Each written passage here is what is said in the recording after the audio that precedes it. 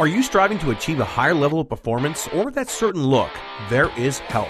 Welcome to the Super Strength Podcast, featuring candid conversations and motivating stories of success. Now, here is your host. Hello, this is your host, Nick Jaworski, and I am here with Ray Toulany from RayToulany.com. And today we will be talking with Ray about the hidden but in plain sight secret to saving massive amounts of time in the gym while maximizing your results. So some of the things that we'll be talking about include the two major categories of exercises and what makes them different from each other, how to have the best of both worlds, strength and aesthetics, how to really train your abs, and the key movements that should make up any worthwhile training program. Now, before Ray joins us, just a reminder that if you have any questions or require assistance, you can reach Ray online at www.raytoulany.com. That's www.raytoulany.com. Ray, it is great to be talking with you again today. Hi, Nick. How are you? Great to be talking to you, too. Yeah, I enjoyed our last podcast, and I'm excited to have the opportunity to get more involved with this and see what you have to offer us, and I hope that listeners are following along and sharing with their friends. All right, let's make it happen. All right, so in the intro, I talked about two major categories of exercises, so we should start there. What are the two major categories? All right, well, just like you had said, they're hidden in plain sight. The two major categories are compound movements and isolation movements. There you go. It's pretty straightforward. Yeah, that was easy. So what, I mean, you say they're hidden in plain sight. So what are they and how are they different? Okay, well, let's talk a little bit about what each one is. So an isolation movement is fairly simple. The majority of machines in the gym are designed to be isolation-based exercises. So examples of that would be curls. Another example of that would be a leg extension. Another example of that would be like a hamstring curl. Right. These are all movements that basically are based around one joint moving. Okay, that's an isolation movement. You're isolating a specific muscle group or muscle. Mm-hmm. Compound movements are a little bit different. They're compound as in they involve multiple joints.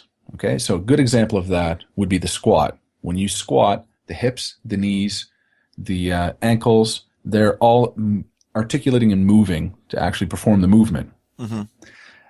Now, there are pros and cons to each, and we can get into those. Well, yeah, sure. I mean, let's talk about it.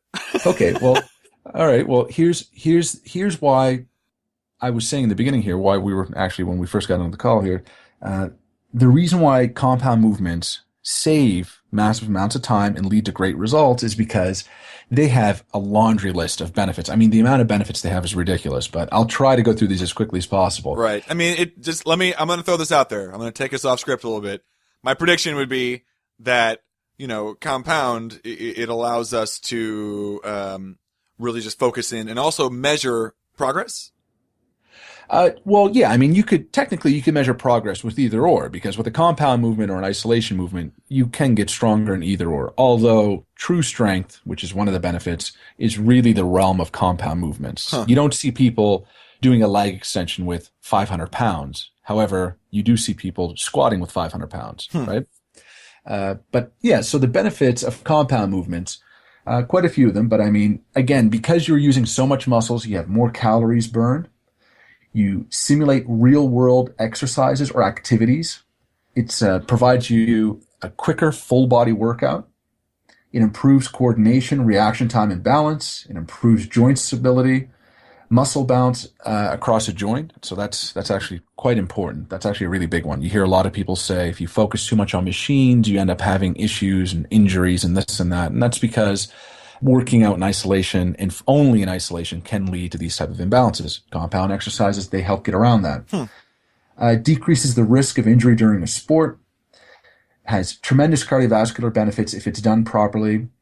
It allows you to exercise longer while inducing less muscle fatigue. And that requires a bit of an explanation that's maybe beyond this topic right now, but that's another benefit.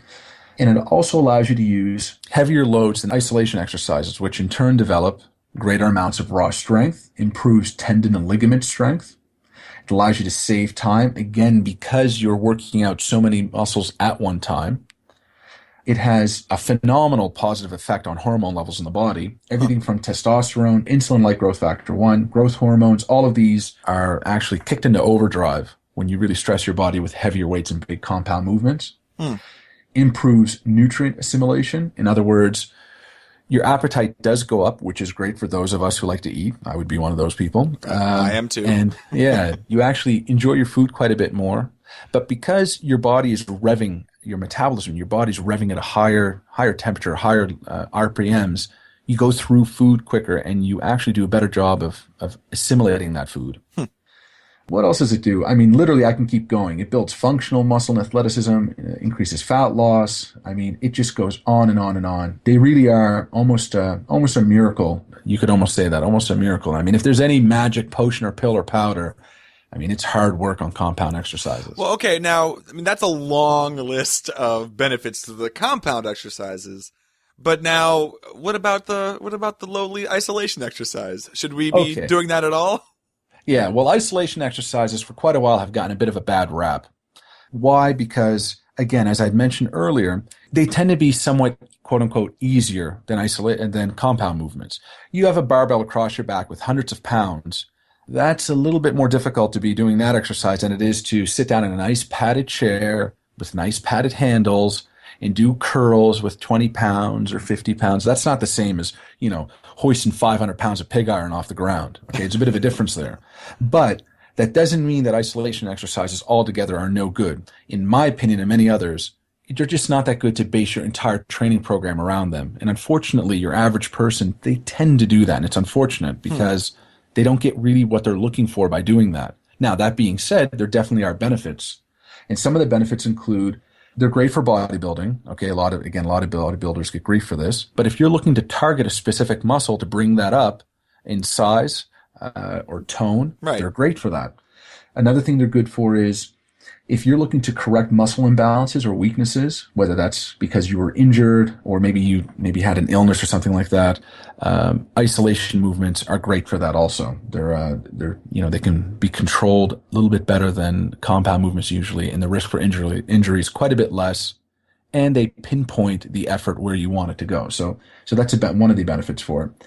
In terms of bringing up a lagging body part, this is good for people who tend to have strength imbalances. Now, some people, even after training for a while with barbells, you'll still notice one side of their body is not quite up to the other side in terms of either size or strength. So using some isolation exercises to kind of bring that side up is one of the ways that you could use them. They're also another thing that I think they're really good for, which is more recently they're starting to get some respect finally, is waking up or stimulating certain muscle groups. And one of the examples is the glutes. Okay. A lot of people's glutes are basically inactive because we're sitting all day. They barely even work. And you end up getting a flabby fanny, and that ain't no good, right? Right. Yeah. So doing certain isolation type movements to kind of wake that muscle up, that focus on the glutes, help turning on your glutes. That kind of can go somewhere. But anyway, it can turn on your glutes. And then when you go to do movements that require the glutes, like squats or deadlifts, for example, they have a higher propensity to fire properly. Okay, so isolation exercises should be looked at also as almost activation exercises for athletes and people who are after performance, even powerlifters. They're starting to look at them like that now. Now, can you have the best of both worlds? I mean, so you want your strength, but you also would like to have that strong look. I mean, I know that's what we want. We don't just want to be strong. Also, we want to sort of look like we know what's up. So can we do both? You definitely can. And actually, training back in the day was like that. I mean, even right up until Arnold's era, it was a lot of guys, they had a foundation built in powerlifting, Olympic weightlifting, and then they would get into the bodybuilding. Somebody who's a big proponent of this is Josh Bryant. He's one of the best coaches around, okay? And Josh, the term that he uses, and a few others as well, it's called power building. And it's like a combination of powerlifting and bodybuilding. So you're getting the benefit of the strength and function of powerlifting, but the aesthetics of also doing bodybuilding. And really, to keep it simple, you basically power lift, in other words, low reps, heavy weight, the main movements, the big compound movements, squat, bench, deadlift, overhead press, and you bodybuild the smaller, quote unquote, assistance exercises. So stuff like tricep extensions and curls and movements along those lines, you would use slightly higher reps and you would bodybuild those. So it definitely, there's a lot of examples of guys who've done that, who've achieved the best of both. So Reg Parr, Chuck Sipes, lots of different guys. Okay, we have to take a quick break, but when we come back, we'll be talking with Ray Toulany about getting washboard abs and some key compound movements that every workout should include. So don't go anywhere. We'll be right back. Stay tuned for more of the Super Strength Podcast with Ray Toulany after we hear from our sponsors. Did you know the most popular workouts today involve kettlebells? It's no surprise. Kettlebells offer a much greater range of motion for increased muscular endurance. Due to the displaced center of gravity, kettlebells are much harder to control, placing increased demands on agility, core stabilization, and coordination. Order your kettlebells today at raytoulany.com/kettlebells. That's RAYTOULANY.com/kettlebells. Did you know a strong core not only helps improve power and balance, it can also help decrease the likelihood of injuries. And nothing looks better than a strong, lean midsection. The Power Wheel delivers by challenging your abs, obliques, back, hips, and glutes. The Power Wheel is the perfect piece of equipment for all fitness levels. Get your Power Wheel today at raytoulany.com/powerwheel. That's RAYTOULANY.com/powerwheel. Now let's get back to the Super Strength Podcast with Ray Toulany. Okay, we are back and we are talking with Ray about compound movements.